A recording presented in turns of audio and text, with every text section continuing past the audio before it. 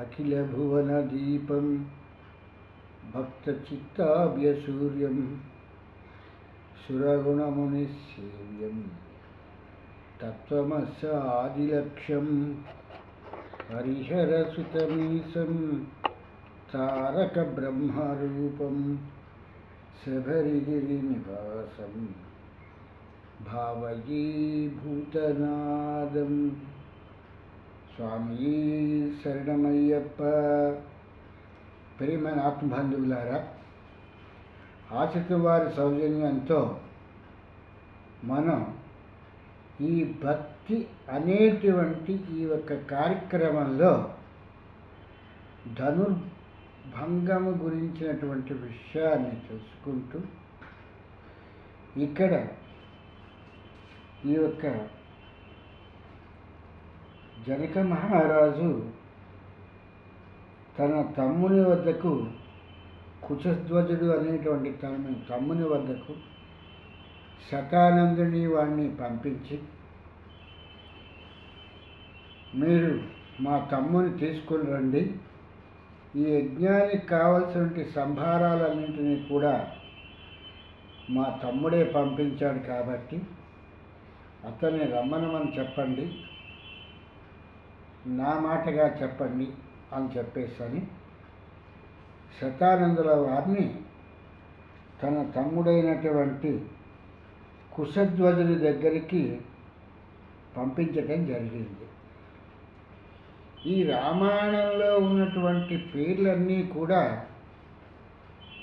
ఒక నిబిడీకృతమైనటువంటి రహస్యంలో ఉంటాయి. ఇక్కడ ఈ యొక్క తమ్ముడి పేరు కుశధ్వజుడు అనేటువంటిది ఏంటంటే, ఇవన్నీ కూడా వేదానికి సంబంధించినటువంటి విషయాలని చెప్పేటువంటి భావాల్లో ఉంటాయి. ఒకే మాటని చాలాసార్లు ఒక విషయాన్నే మనం చెప్పుకుంటూ వస్తూ ఉంటే పునరుత్పత్తి అని చెప్పేసి అంటారు. ఆ పునరుత్పత్తి చెప్పటం తప్పు కాదు అని చెప్పేసి అని పెద్దలు చెప్పటం జరుగుతున్నటువంటి విషయం. ఎందుకంటే పదే పదే ఒకే విషయాన్ని వెనక్కి ముందుకి ముందుకి వెనక్కి దాన్ని స్మరిస్తూ చెప్తూ ఉంటే వినేటువంటి శ్రోతకి ఈ విషయం చాలా బాగా అతనికి అర్థమవుతుంది తప్పితే చెప్పుకుంటూ వెళ్ళిపోతే ఏదో చెప్తున్నారు అని చెప్పేసి అని ఈ చెవితో విని ఈ చెవితో వదిలేశారు అనేటువంటి సామెతలాగా ఉంటుంది. ఇక్కడ మొదటి నుంచి చెప్తున్నటువంటి విషయం ఏంటంటే, సనాతనుడు వ్యక్తమయ్యేటువంటి వాడు ఒకే ఒక్కడు, అతనే విరాట్ పురుషుడు. ఈ విరాట్ పురుషుడు అనేటువంటి అతను తన తాలూకు శక్తితో ఈ యొక్క ప్రకృతిని సృజించి ప్రకృతినే మాయా అనేటువంటి పదాలతో ఉపయోగించుకుని ఈ ప్రకృతిలో ఆయన బ్రహ్మ విష్ణు మహేశ్వర్లు అనేటువంటి వాళ్ళని సృష్టించడం జరిగింది. ఇక్కడ ఎంతమందికి పూజ చేసినా వీళ్ళందరూ కూడా అవ్యక్తమైనటువంటి బ్రహ్మంలో నుంచి, అంటే విరాట్ పురుషుడిలో నుంచి వచ్చినటువంటి వాళ్ళే తప్పితే వీళ్ళు ప్రత్యేకంగా వచ్చినటువంటి వాళ్ళు విరాట్ పురుషుడికి వీళ్ళు సంబంధం లేని వాళ్ళు కాదు. కనుక మనం చేసే ప్రతి పూజలు కూడా మనం పూజించేటువంటి మన ఇష్టదైవానికి పూజించటము అంటే అది విరాట్ పురుషుణ్ణి పూజించినట్టమే అవుతుంది. అలాగే మనం పెట్టేటువంటి నైవేద్యాలు కానీ ఇవన్నీ కూడా మన మనస్సంతృప్తి గురించి మనం పూజించి ఆరాధించేటువంటి ఆ దైవ ప్రతిరూపాన్ని తీసుకుని దానికి మనం అభిషేకాలని సహస్రనామాలని ఇలా మనం చేసి దానికి భక్తి శ్రద్ధలతో పెట్టేటువంటి నైవేద్యము అనేటువంటి పదార్థం అంతా కూడా విరాట్ పురుషుడికే చెందుతుంది తప్పితే మనం అనుకున్నట్లుగా మనం పూజించేటువంటి దైవమే అని స్వీకరిస్తాడు అనేటువంటిది లేదు. తానొక్కడై తోచుపోలిక అన్నట్టుగాను ఆ యొక్క విరాట్ పురుషుడు అనేటువంటి వాడు ప్రకృతిని సృజించి ప్రకృతిలో మాయని సృజించి పరాప్రకృతి అపరాప్రకృతి అనేటువంటి వాటిని సృష్టించి అలాగే బ్రహ్మ విష్ణు మహేశ్వరులను కూడా సృష్టించి ప్రకృతినే వాళ్ళ పక్కన లక్ష్మీగాను పార్వతీగాను సరస్వతిగాను పంపటం జరిగింది అనేటువంటి విషయాన్ని నేను ఇది చాలాసార్లు చెప్పటం జరిగింది. ఈ లక్ష్మీ పార్వతి సరస్వతి ఇలా రకరకాలైనటువంటి పేర్లన్నీ ప్రకృతిలో ఉన్నటువంటి మాయకి సంబంధించినటువంటి పేర్లే తప్పితే విరాట్ పురుషుడు వేరు ప్రకృతి వేరు ఈ యొక్క దేవతా పేర్లు వేరు అనేటువంటిది కాదు అనేటువంటి విషయం గ్రహించవలసినటువంటి విషయము. ఒక్కడే విరాట్ పురుషుడు అనేటువంటి వాడు ఒక్కడే ఇన్ని రూపాలుగా తను విడిపోవటం జరిగింది అనేటువంటి విషయాన్ని బెమ్మర పోతనామాచ్యుల వారు కూడా తన భాగవతాన్ని రాస్తూ ఏ రూపంబున దీనిగెలుతూ అని చెప్పారు.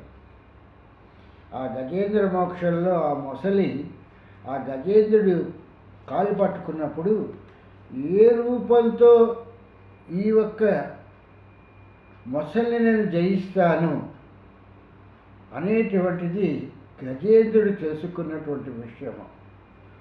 ఒక జంతు స్వరూపంలో ఉన్నటువంటి గజేంద్రుడికే ఈ రూపాలన్నీ భగవంతుడివే విరాట్ పురుషుడివే అని చెప్పేసి తెలిసినప్పుడు వాటికన్నా కూడా మన జ్ఞానవంతులమైనటువంటి మనము ఇక్కడ మనం పూజించే దైవమే గొప్పది, మనం పూజించేటువంటి స్వరూపమే గొప్పది అని చెప్పేసి మనం పాకులాడుతున్నాము అంటే ఎంత అవిద్యలో మనం ఉండిపోయామో అనేటువంటి విషయాన్ని మనం తెలుసుకోవాల్సినటువంటిది. అవిద్యలో నుంచి విద్యలోకి వచ్చినప్పుడు మాత్రమే పదార్థతత్వం అంతా కూడా ఒక్కటిగా గోచరిస్తుంది. ఈ పదార్థతత్వము బంగారంతో ఉంగరం చేయించిన, బంగారంతో వడ్డాణం చేయించిన, బంగారంతో కంటె చేయించిన, బంగారంతో బ్రేస్లెట్ చేయించిన, బంగారంతో కంఠాభరణాలు చేయించిన, ఏ రకరకాలు కలిగినటువంటి వస్తువులన్నింటికీ మూల పదార్థం ఏమిటి అని అంటే బంగారమే దాని మూల పదార్థము.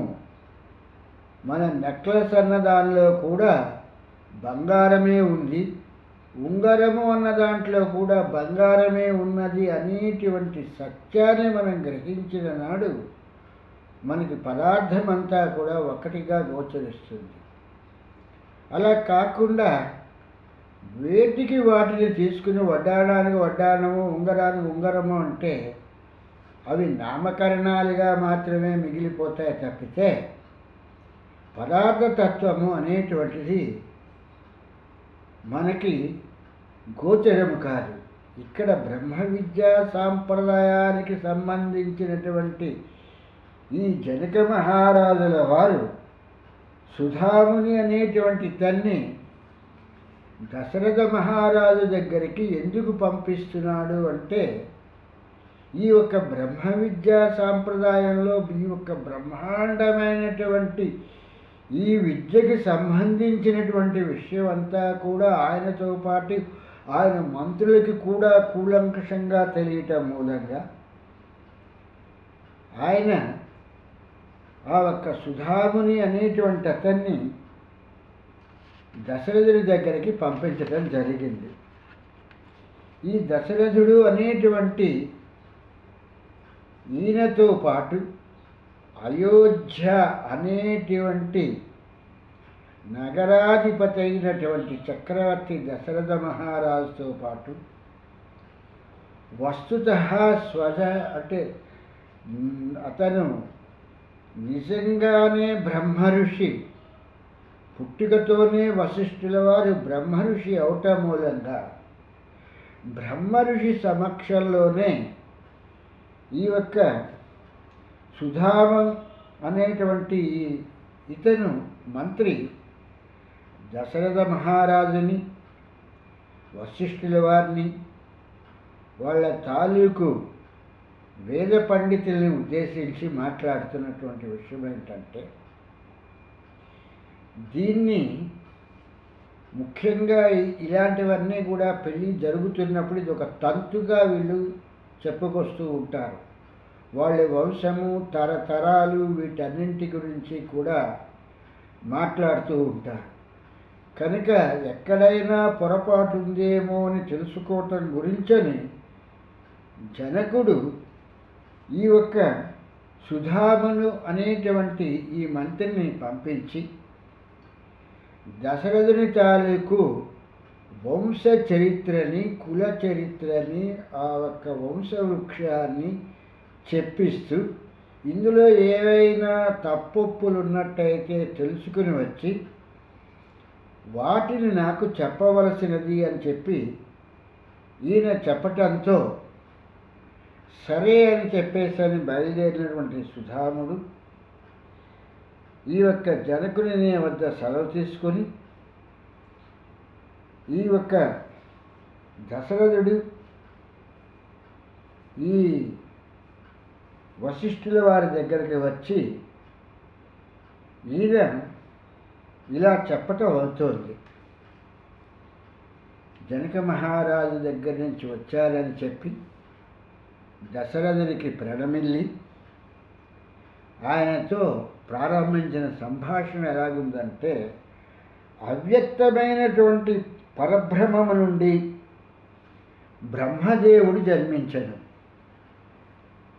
అవ్యక్తమైన అంటే కనిపించేటువంటి వ్యక్తమైనటువంటి వాడు అవ్యక్తమైనటువంటి పరబ్రహ్మము నుండి ఇక్కడ ఈ పరబ్రహ్మము, పరమేశ్వరుడు, పరమాత్మ అని ఇలా పరమైనటువంటిది ఏదైతే ఉంటుందో, ఎవరి పరమవుతోంది? విరాట్ పురుషుడు తాలూకు పరమవుతోంది. ఇక్కడ గమనించవలసింది ఏంటంటే, వస్తువులన్నీ కూడా విరాట్ పురుషుడికి పరమై ఉంటాయి, అతని ఆధీనంలో ఉంటాయి. కనుక అతని ఆధీనములో ఉన్నటువంటి ఏదైతే అవ్యక్తమైనటువంటి పరబ్రహ్మము అనేటువంటిది, ఆ పరబ్రహ్మ లోపల నుంచే బ్రహ్మదేవుడు అనేటువంటి అతను జన్మించడం జరిగింది. ఆ బ్రహ్మదేవుడు జన్మించిన తర్వాత ఆ బ్రహ్మదేవుడికి అవ్యక్తమైనటువంటి బ్రహ్మమైనటువంటి విరాట్ పురుషుడు సృష్టి క్రమాన్ని ప్రారంభించమని చెప్పేసని బ్రహ్మదేవుడికి చెప్పటం జరిగింది. అంటే ఒక్కొక్కళ్ళకి ఒక్కొక్క డిపార్ట్మెంట్ అనేటువంటి దాన్ని ఈయన కేటాయించటం జరిగింది విరాట్ పురుషుడు. అంటే ఉత్పత్తి అంతటినీ కూడా బ్రహ్మదేవునికి ఇచ్చి, ఆ యొక్క ఉత్పత్తి ఏదైతే ఉందో ఉత్పత్తిని విపణి వీధిలోకి తీసుకొచ్చి వాటిని వ్యాపార ధోరణిలో అన్నట్టుగా మనం ఇప్పుడున్నటువంటి పరిభాషగా చెప్పాల్సి వస్తే వాటిని అమ్మకం చేసిన తర్వాత కొన్నటువంటి వాళ్ళు వాటిని అవి ఇక పని చేయలేవు అన్నప్పుడు వాటిని తను పనికి మాలినటువంటి వస్తువులు కింద తీసుకుని శివుడు వాటన్నింటినీ కూడా మళ్ళీ ఒక ముద్దగా అన్నట్టుగా వాటన్నింటినీ కూడా తయారు చేసేటువంటి పరిస్థితిగా ఉండేటువంటి వాటిని బ్రహ్మ విష్ణు మహేశ్వరులు అని చెప్పేసరి చెప్పటం జరిగింది. అలాగే బ్రహ్మ తాలూకు పని ఏమిటంటే ప్రొడక్షన్ అనేటువంటి ఉత్పత్తి చేయటం అనేటువంటిదే బ్రహ్మకు ఉన్నటువంటి పని. ఈ యొక్క ఎవరినైతే ఉత్పత్తి చేయాలో అంటే ఈ యొక్క స్థావర జంగమాలతో కూడినటువంటి ఈ జగత్తంతటినీ కూడా ఉత్పత్తి చేయవలసినటువంటి కర్తవ్యము బ్రహ్మ పైన ఉన్నది. కనుక ఇక్కడ బ్రహ్మ అనేటువంటి అతను ఈ పరబ్రహ్మం అంటే ఈ ఒక అవ్యక్తమైనటువంటి పరబ్రహ్మం నుండి బ్రహ్మదేవుడు జనించిన తర్వాత ఇతడు శాశ్వతుడు, నిత్యుడు, నాశరహితుడు. బ్రహ్మము అనేటువంటి దానికి ఉన్నటువంటి అర్థం ఏంటంటే ఇది రూపం లేదు దీనికి. ఈ యొక్క బ్రహ్మ అనేటువంటి పదార్థాన్ని మనం నాశనం చెయ్యలేము. ఈ బ్రహ్మ అనేటువంటి పదార్థాన్ని మనం తయారు చేయలేము, మనం క్రియేట్ కూడా మనం చేయలేము. అలాగే శాశ్వతమైనటువంటిది, ఎప్పుడూ కూడా ఉండేటువంటిది, దేనితోనూ సంబంధ బాంధవ్యములు లేకుండా శాశ్వతముగా అంటే ఈ యొక్క కల్పాంతరాల వరకు ఉండేటువంటి దాన్ని శాశ్వతమైనటువంటిది, ఆ తర్వాత కూడా సూక్ష్మంగా ఉండేటువంటిది. అంటే మనకు ఒక విషయాన్ని చెప్తూ ఉంటారే, మర్రాకు మీద కానీ రావాకు మీద కానీ ఆ రెండాకులు ఏదో ఒక ఆకు మీద ఈ యొక్క అవ్యక్తమైనటువంటి బ్రహ్మ విష్ణు స్వరూపంగా విరాట్ పురుషుడిగా తన కుడికాలి బొట్టనవేలు నోట్లో వేసుకుని ఆ ప్రళయంలో ఆయన ఒక్కడే ఉంటాడు. ఆ సమయంలో కూడా ప్రకృతి ఆయనకి తోడుగానే ఉంటుంది. ఆ జలంలో ఆయన తేలియాడుతూ ఉంటాడు. ఆ తర్వాత ఆయన ఆ ఒక ప్రకృతి ద్వారా ఈ సృష్టి అనేటువంటిది ప్రారంభించటానికి అతను ఎంచుకున్నటువంటి వాడు బ్రహ్మ. ఈ బ్రహ్మ అనేటువంటి ఇతను ఎప్పుడూ శాశ్వతంగా ఉంటాడు, అశాశ్వతుడు కాడు. బ్రహ్మ పదార్థము అనేటువంటిది తెల్లగా ఉంటుంది అని చెప్పేసి అంటారు. దీనికి రంగు, రుచి, వాసన ఏదీ లేదు అని చెప్పేసి బ్రహ్మ పదార్థం గురించి చెప్పేటప్పుడు చెప్పుకురావటం జరుగుతూ ఉంటుంది. నిత్యుడు, నాశరహితుడు, ఎవరు కూడా బ్రహ్మని నాశనం చేయలేరు అనేటువంటి విషయాన్ని ఇక్కడ చెప్పటం జరిగింది. ఈ బ్రహ్మ సృష్టి ప్రారంభించినప్పుడు ఈ యొక్క పర్వతాలని, వృక్షాలని, ఈ యొక్క జంతుజాలాలని, ఈ యొక్క సరళీ సర్పములను వీటన్నింటినీ సృజిస్తూ దాంతోపాటు బ్రహ్మదేవుని నుండి మరీచి అనేటువంటి అతను పుట్టడం జరిగింది. ఈ సృష్టి క్రమంలో మానవుల వైపు వచ్చినప్పుడు మరీచి అనేటువంటి అతను పుట్టడం జరిగింది. మరీచి సుతుడు కాశ్యపుడు. కాశ్యపుని వలన సూర్యుడు అనేటువంటి వాడు ఈ యొక్క ప్రకృతిలో ఈ సూర్యుడు ప్రకాశించటం జరిగింది అనేటువంటి విషయాన్ని మనం గ్రహించవలసినటువంటి విషయం. ఈ సూర్యుని వివస్వంతుడు అని చెప్పేసరి కూడా ఇక్కడ వేదం చెప్తున్నటువంటి విషయము. ఈ యొక్క బ్రహ్మ అనేటువంటి అతను ఈ సృజించినటువంటి మొట్టమొదటి సృష్టిలో వచ్చినటువంటి ఎవరయ్యా అంటే మరీచి. మరీచి నుండి కాశ్యపుడు, కాశ్యపు నుండి సూర్యుడు. ఈ సూర్యునికి వైవస్వంతు అంటే ఈ విశ్వంతుడు అనేటువంటి పేరు ఇతనికి ఉంది. ఈ సూర్యుని నుండి వైవస్వంత మనువు అనేటువంటి ఇతను మొట్టమొదటి మనువుగాను అలాగే మొట్టమొదటి ప్రజాపతిగాను రావటం జరిగింది అనేటువంటి విషయాన్ని ఇక్కడ గ్రహించవలసినటువంటి విషయం. అంటే ఉత్పత్తి చేసేటప్పుడే ఆ ఉత్పత్తికి కావలసినటువంటి వాటిని ఎలా చూడాలి అనేటువంటి దాని గురించని ప్రజాపతులు అనేటువంటి అంటే ప్రజలకి పతులైనటువంటి వాళ్ళని వీళ్ళని 10 మందిని, మనువులు అనేటువంటి వాళ్ళని వీళ్ళని 14 మందిని బ్రహ్మ ఈయన సృష్టించటం జరిగింది అనేటువంటి విషయాన్ని మరువరానటువంటి విషయము. సూర్యుని నుండి ఈ వైవస్వంత మనువు ఏర్పడ్డ తర్వాత ఈ వైవస్వంత మనువే మొట్టమొదటి ప్రజాపతి అనేటువంటిది ఇది గ్రహించవలసినటువంటి విషయము.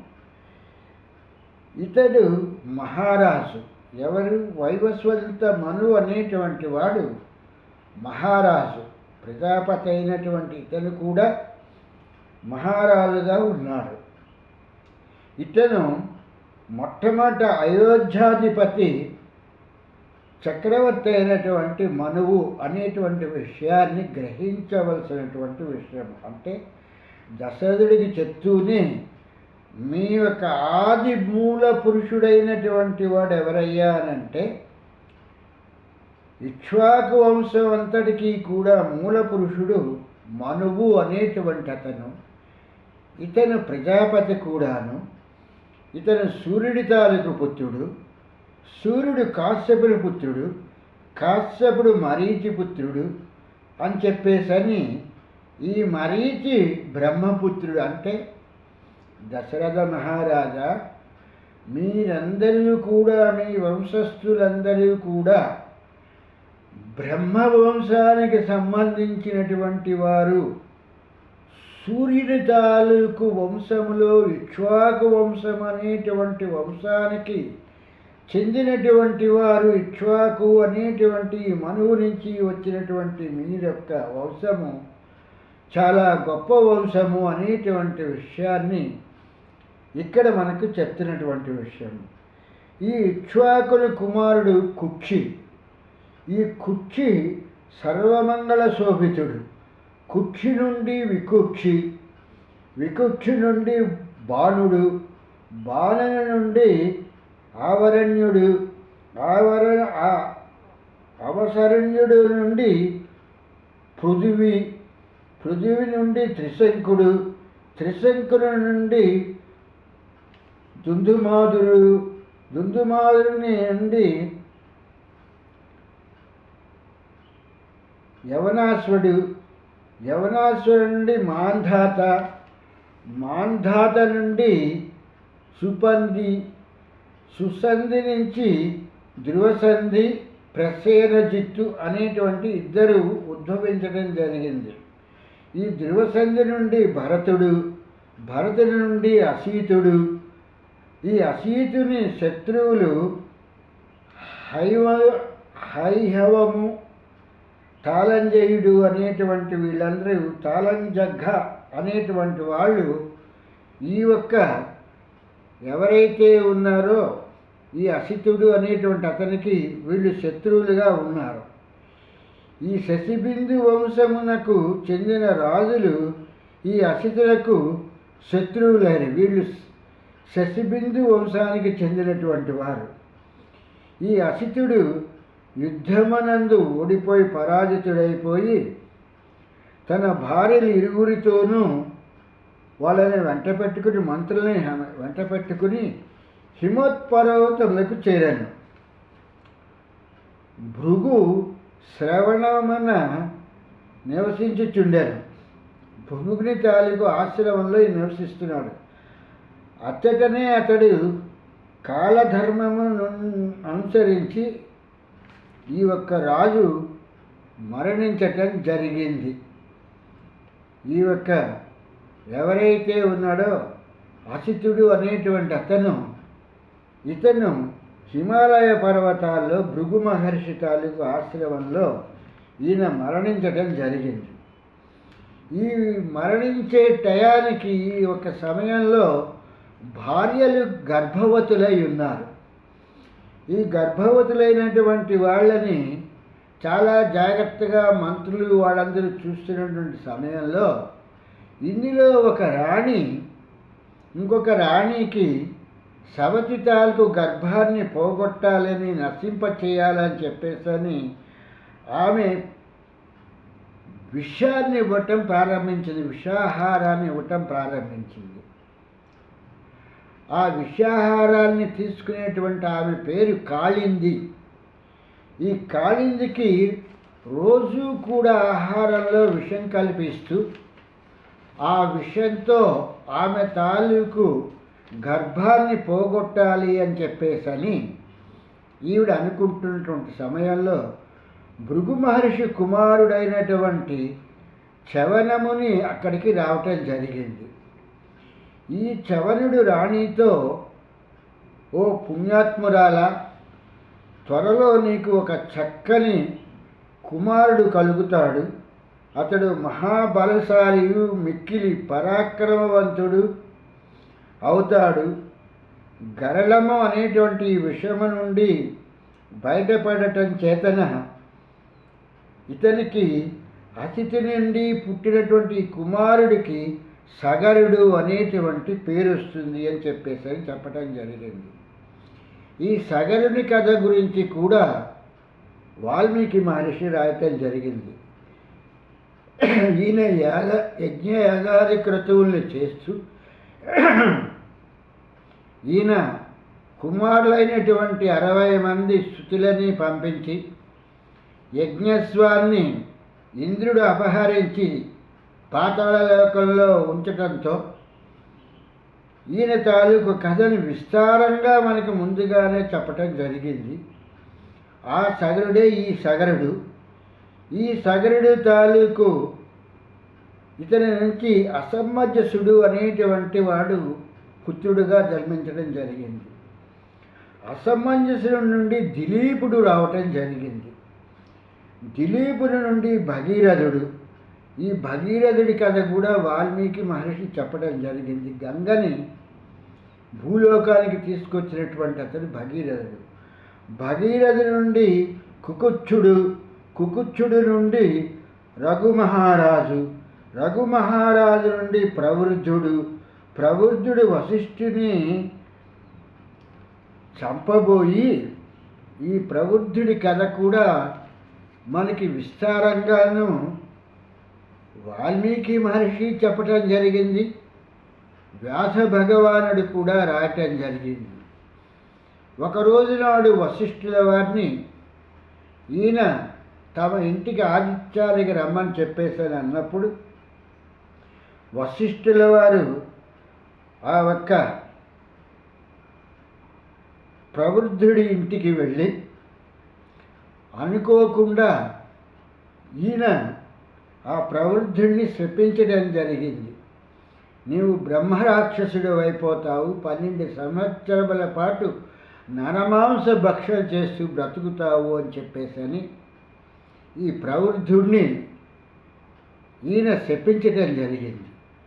ఇలా శాపాన్ని పొందినటువంటి ప్రవృద్ధుడు వెనువెంటనే ఈ వశిష్ఠుల వారి తాలూకు పుత్రుణ్ణి ఆయన సంహరించి తినేయటం జరిగింది. ఎందుకంటే ఇతను రాజైనప్పటికీ కూడా, వస్తుతః రాజైనప్పటికీ కూడా ఇతను రాక్షసుడవటం మూలంగా వశిష్ఠుల వారి కుమారుణ్ణి ఆయన చంపి తినేయటం జరిగింది. ఈ ఒక్క ప్రవృద్ధుడి కుమారుడైనటువంటి వాడిని అతి జాగ్రత్తగా వీళ్ళు ఈ ఒక కాపాడి ఈ యొక్క శంఖుడు అనేటువంటి వాడిని వీళ్ళు రాజ్యానికి తీసుకురావటం జరిగింది.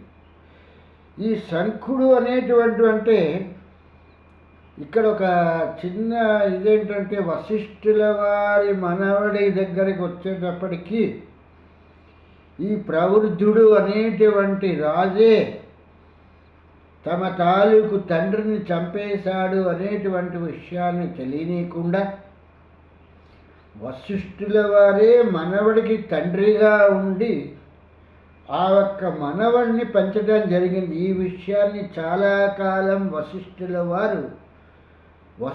వారి మనవడికి తెలియకుండా దాచి ఉంచటం జరిగింది అనేటువంటి విషయాలన్నింటినీ కూడా వాల్మీకి మహర్షి రాయటం జరిగింది. అలాగే వ్యాస భగవానుడు కూడా ఈ విషయాలన్నింటినీ కూడా భారతంలో విపులీకరించి రాయటం జరిగింది.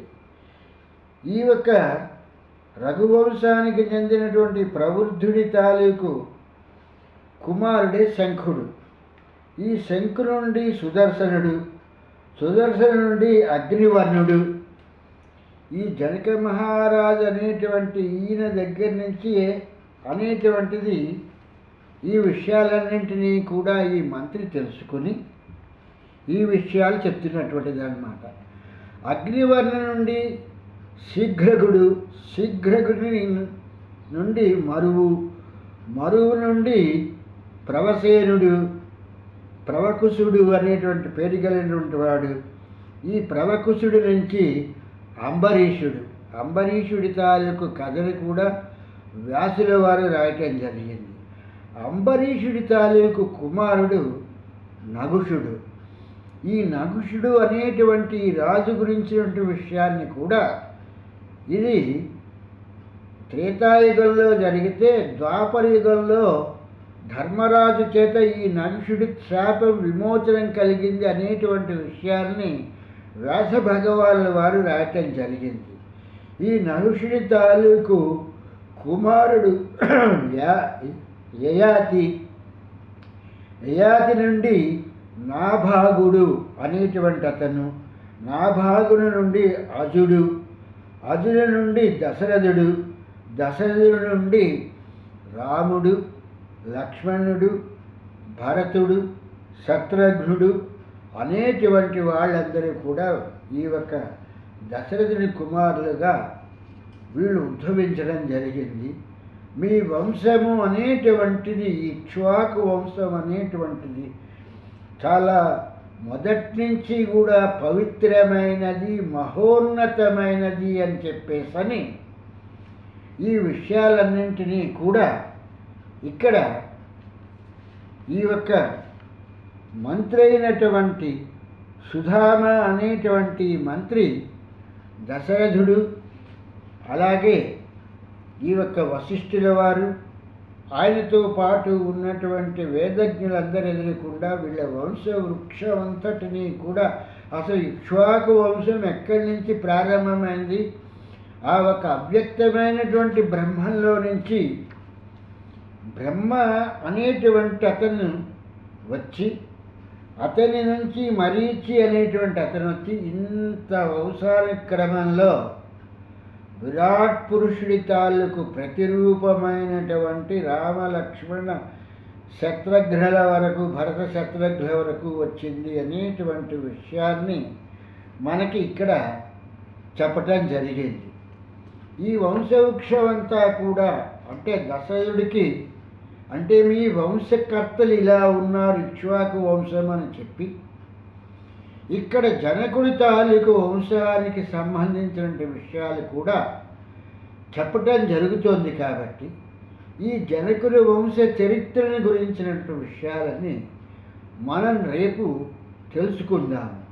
ఎందుకు అనంటే ఒక వివాహ వ్యవస్థకి వచ్చేటప్పటికి ఇరు వంశాలకి సంబంధించినటువంటి విషయాలన్నింటినీ కూడా ఇరువైపుల వారు తెలుసుకొని ఆ ఒక్క వివాహ బంధాన్ని బలపరచటమే వాళ్ళ తాలూకు ముఖ్యమైన ఉద్దేశము. కాబట్టి ఇందులో ఉన్నటువంటి తప్పుల్ని కప్పిపుచ్చేసుకుని ఒప్పుల్ని అతిగా చూపించుకునేటువంటి పరిస్థితి కాకుండా ఇక్కడ నగుషుడు అనేటువంటి అతను ఇంద్రుడి భార్యని కావాలనుకుని ఇంద్రుడయ్యి ఆ ఒక్క బ్రహ్మర్షుడి చేత తన పల్లకి మోయించుకుంటూ వాడని కాలుతో తన్ని ఈ నగుషుడు అనేటువంటి వాడు ఇంద్ర పదవిని కోల్పోయి ఒక సర్పల్లాగా ఒక బావిలో పడటం జరిగింది అనేటువంటి విషయాలన్నింటినీ కూడా మనకి ఈ యొక్క వాల్మీకి కృతంలో అంత పెద్దగా వివరించలేదు, కానీ వ్యాస భగవానుడు చెప్పటం జరిగింది. అలాగే ఇక్కడ ఈ యొక్క ఎవరైతే ఈ ప్రవృద్ధుడు అనేటువంటి ఇతను తాలూకు కుమారుడు ఉన్నాడో అతను వశిష్ఠుల వారి కుమారుణ్ణి చంపి తినేశాడు ఈ ప్రవృద్ధుడు అనేటువంటి అతను అనేటువంటి విషయాన్ని కూడా దాపరికలు లేకుండా వశిష్ఠ మహాముని ఉంటున్నప్పుడే ఈ విషయాలన్నింటినీ కూడా చెప్పడం జరిగింది. అలాగే ఈ యొక్క హసితుని గురించి చెప్పేటప్పుడు హసితుడు కాలం చేసేసాడు, ఓడిపోయి హిమాలయ పర్వతాలకు వెళ్ళిపోయి ఆ హిమాలయ పర్వతాల్లో ఉంటున్నప్పుడు కాళింది అనేటువంటి ఆమెకి రెండో భార్య అయినటువంటి సవతి ఆమెకు విషం పెట్టి సంహరించడానికి చూసి ఆ ఒక గర్భాన్ని తొలగించడానికి చూసింది. అప్పుడు భృగు మహర్షి తాలూకు కుమారుడైనటువంటి చవన మహాముని వచ్చి ఆ గర్భాన్ని కాపాడి నీ కుమారుడు లోక ప్రసిద్ధుడవుతాడు అని చెప్పేసి అనటంతో అతడే సగరుడైనాడు అనేటువంటి విషయాలన్నింటినీ కూడా ఇక్కడ చెప్పటం జరిగింది. అంటే వంశానుక్రమంలో ఎన్ని అవకతవకలు ఉన్నప్పటికీ కూడా ఇవన్నీ మాకు తెలిసే ఉన్నాయి అనేటువంటి విషయాన్ని జనక మహారాజు వైపు నుంచి మాట్లాడినటువంటి పురోహితుడు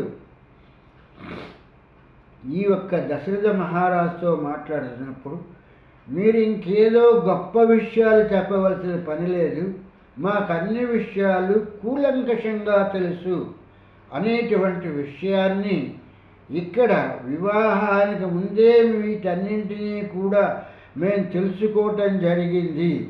అలాగే మా వంశం తాలూకు చరిత్రని మేము కూడా చెప్తాము అని చెప్పేటువంటి విషయాన్ని జనక మహారాజు చెప్తున్నట్లుగా వాల్మీకి మహర్షి రాస్తున్నటువంటి రామాయణ కృతాన్ని తీసుకుని ఈ విషయాలని రేపు ఆ వెంకటనాథుడి అనుగ్రహంతో మళ్ళీ మనం చెప్పుకుందాము.